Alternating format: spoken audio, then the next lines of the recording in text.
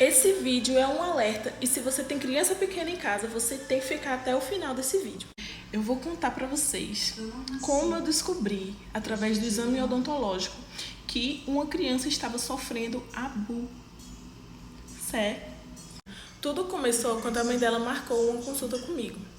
Eu nunca tinha atendido essa criança, mas eu já tinha atendido a mãe dela, então ela veio por indicação de amigas e ela gostou muito do meu atendimento. Inclusive, essa mãe, ela tinha medo de dentista e ela perdeu o medo de dentista comigo.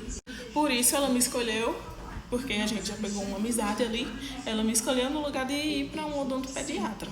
Mais ou menos uns 2 meses depois que eu tinha atendido a mãe dessa criança, ela ligou para mim e disse que a filha dela não estava querendo comer e estava se queixando muito de dores na boca e que estava cortando direto, a boquinha dela estava cortando direto. Sem queda, sem nada, e sempre as pessoas dando justificativa que a criança tinha caído. Tinha outros comportamentos também da menina, ou seja, ela parou de socializar, ela não queria mais sair de casa, não queria mais ir para casa da avó, não queria ter mais contato com amigos, ficou toda introspectiva. Toda essa mudança de comportamento aconteceu repentinamente, então foi um susto para a mãe. A mãe pensou que a criança estava sentindo muita dor e resolveu trazer ela aqui no consultório. Quando a criança chegou aqui, eu tinha colocado alguns brinquedos, né? E ela não manifestou nenhuma vontade de brincar, nenhuma vontade de socializar comigo, de fazer qualquer coisa relacionada a isso comigo, né? Brincar, porque geralmente o primeiro atendimento ele é mais para conhecer o paciente. A não ser que seja uma questão muito urgente, o paciente esteja sentindo muita dor e tal. E aí a gente faz um procedimento de urgência. Mas se não, a gente faz uma adaptação primeiro, né? Para a criança não ficar com medo do dentista e prosseguir com o atendimento. E aí, nesse primeiro atendimento, ela não chegou nem perto de mim. Ela não quis sentar na cadeira, não quis conversar. E aí a gente ficou tentando. A segunda vez ela chegou e aí ela já estava mais familiarizada, porque eu fui uns 2 dias na casa dela. Como a mãe dela era a minha amiga, né, minha colega, a gente combinou de fazer assim, eu ir na casa dela pra gente ir tendo mais contato. E aí quando foi na terceira vez que a criança veio aqui, ela já sentou na cadeira, né? E aí a gente começou a fazer algumas brincadeiras e tal. Só que nesse terceiro atendimento já tinha passado umas 3 semanas. Umas 3 semanas que ela estava com a boca cortada e estava sentindo dores. Dizia que estava sentindo dor na garganta. Esse terceiro atendimento já foi melhor, mas aí o que eu pude observar nesse primeiro atendimento foi que ela tinha muitas lesões de cárie. A criança tinha muita cárie nos dentinhos de trás, na parte que mastiga, né? E até aí tudo bem, né? Normal, criança, 6 anos, come muita porcaria.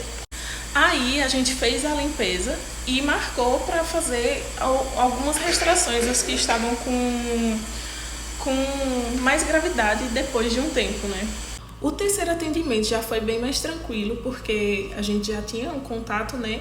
E eu pude observar que a criança tinha cárie, tinha muita mancha branca, que posteriormente ia virar cárie. E aí a gente fez anamnese, a gente brincou um pouquinho e eu consegui fazer a limpeza. Marquei o retorno dela para daqui a uns 3 dias. Quando foi no dia do retorno dela, ela chega pior do que na primeira vez. Ela chegou muito chorosa, chegou muito tímida, chegou atrás da mãe dela e não queria sentar nem a pau, dizendo que queria sair daqui, dizendo que queria morrer, dizendo que ninguém gostava dela, dizendo que um monte de coisa, sabe? E aí eu consegui que essa criança quisesse ser atendida por mim de novo. Depois de muita luta, a gente sentou ela na cadeira e ela ainda é um pouco chorosa, né? A gente conseguiu sentar ela, a mãe sentou e eu fui fazer o exame, né? A mãe sentou na cadeira, abraçou a criança e liberou, né? Aí ela abriu a boquinha, estava cortada aqui a boca dela.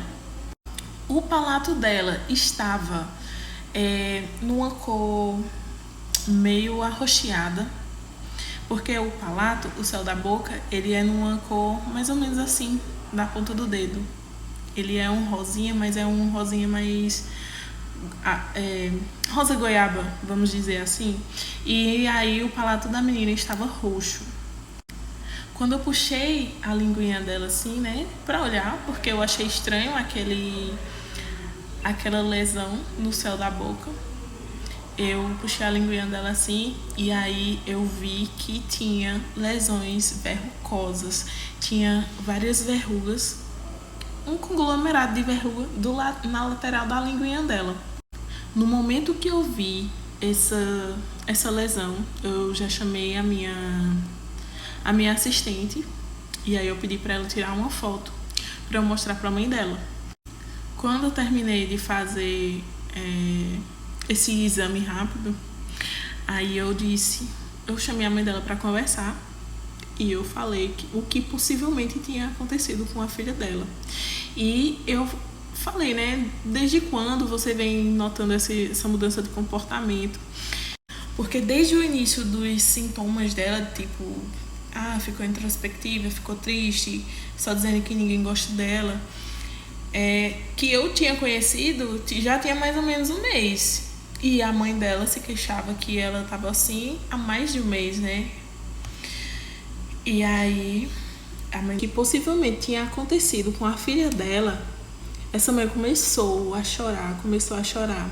E aí eu já tinha perguntado, né, quanto tempo vinha e tal, e ela disse que tinha sido há mais de 2 meses que a menina tinha apresentado aquele comportamento. E aí eu falei pra ela ir procurar um pediatra, né, pra examinar melhor a menina. Porque por mais que eu conhecesse aquela lesão, eu não podia falar com certeza, né? Que ela sofreu eu não podia falar que ela tinha sofrido isso. E aí eu falei, procura um pediatra, o pediatra vai fazer uma biópsia, fazer um exame melhor. E procure hoje mesmo, né? E aí chegou no pediatra, o pediatra confirmou e o que tinha acontecido. E ela ligou pra mim agradecendo. Ela foi na polícia e tal. E depois ela me ligou pra contar quem era que estava fazendo isso com a filha dela. E aí, quem estava fazendo tudo isso com a filha dela era o padrasto da mãe da menina. Ou seja, era um senhor que era junto com a mãe dela, né, casado com a mãe dela. E aí, ele, quando a mãe ia trabalhar, ela deixava a menina na casa da mãe. E aí, esse senhor estava na casa da mãe. Simplesmente. Ele estava na casa da mãe dela.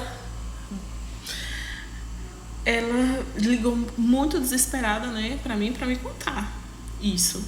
E aí, depois de muita luta, a criança que ela pegou, chegou com a menina, levou pra psicóloga, e aí a menina falou que como era que acontecia essa barbaridade. E ela falava que o avô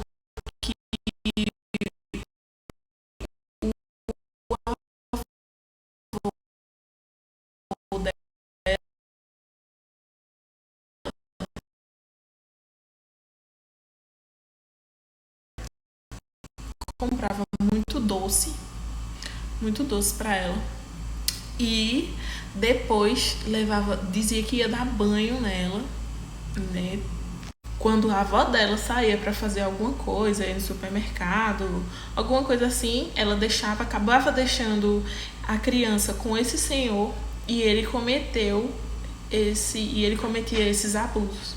Ele fazia chantagem, né?